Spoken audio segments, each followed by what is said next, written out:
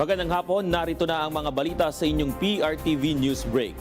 Naglabas ng pahayag ng pagsuporta si Representative Miro Kimbo, chairperson ng Committee on Ways and Means, para mabigyan ng kapangyarihan si Pangulong Ferdinand R. Marcos Jr.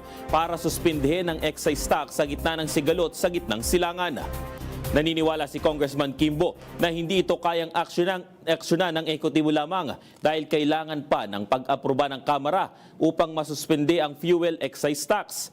Nauna nang sinabi ni Marcos Jr. na kakausapin niya ang Kamara na bigyan siya ng emergency powers upang matanggal ang excise tax.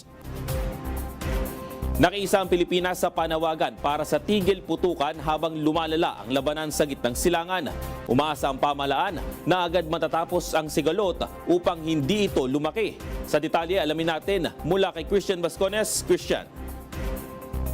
Yes, JM, umaasa si Pangulong Ferdinand R. Marcos Jr. na matitigil na ang labanan sa gitnang silangan. Bagamat nilinaw niya na hindi ang Pilipinas ang magtatawag ng ceasefire dahil ang mga direktang kasali lamang ang may kakayahang magdeklara nito. At ang pag-aalala ng bansa ay dahil lamang sa mga Pilipinong nasa riyon.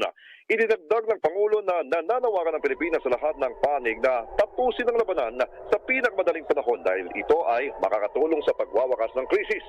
Sinabi rin ni Pangulong Marcos na ipinahayag na ng pamahalaan ang suporta sa mga bansang inatake at patuloy na humihiling ng tulong mula sa mga bansa sa gitnang silangan upang matiyak ang kaligtasan ng mga Pilipino roon. Ayon kay Migrant Worker Secretary Hans Leo Cagdaca, humigit kumulang 150 Pilipino sa Dubai at Israel ang nagpahayag ng hangaring umuwi. Subalit naantala ang agarang paglikas dahil sa pagsasara ng maraming paliparan at pagkansela ng mga biyahe.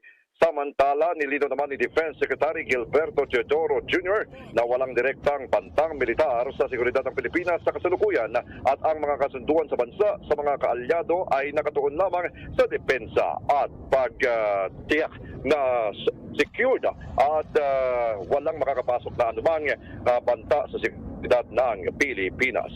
Yan muna ang ulat mula sa palasyo. Balik sa iyo, JM. Maraming salamat, Christian Bascones.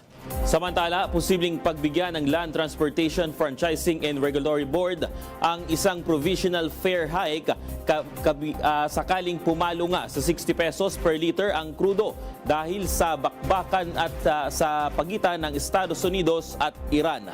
Nauna na nga nagbabala si Energy Secretary Sharon Garin na posibleng umakyat ang presyo ng krudo linggo-linggo hanggang patuloy ang US at Israeli military strikes sa Iran. Sinabi naman ni US President Donald Trump na posibleng tumagal ang gera. Sa pool na sumiklab ang gulo, simula ng sumiklab ang gulo, biglang tumaas ang presyo sa pandaigdigang kalakalan. Nauna nang sinabi ng Energy Department na posibleng tumaas ng hanggang 10 piso ang dagdag sa kada litro ng krudo. At yan ang mga balitang nakalap ng inyong PRTV News Break. Live kami sa free-to-air Beam Channel 31, Signal Channel 31 at sa YouTube. Tumutok din sa aming social media accounts sa Instagram, Facebook at TikTok sa @PRTV Prime Media. Abangan ang mas komprehensibong balita mamayang alas 5:30 ng hapon sa Arangkada Balita. Ako po si JM Pineda. Magandang hapon.